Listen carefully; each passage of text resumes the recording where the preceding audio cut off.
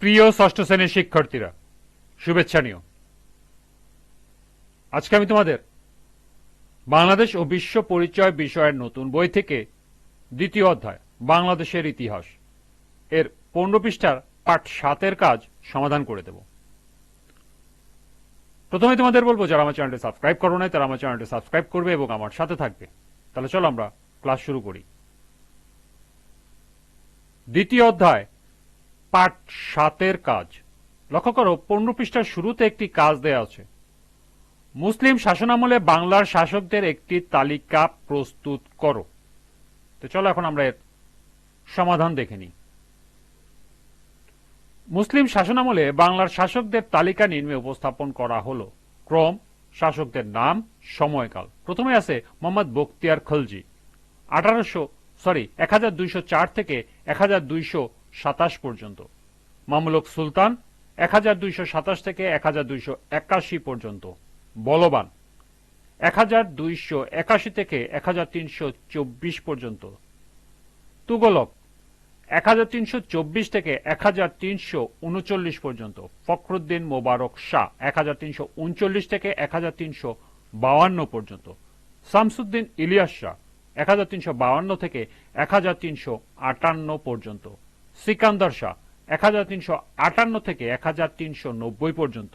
গিয়াসউদ্দিন আজম শাহ, 1390 থেকে 1411 পর্যন্ত।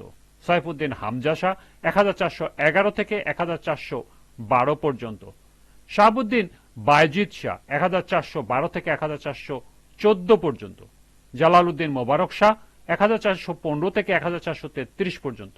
শামসুদ্দিন আহমদ শাহ, 1433 থেকে 1435 পর্যন্ত।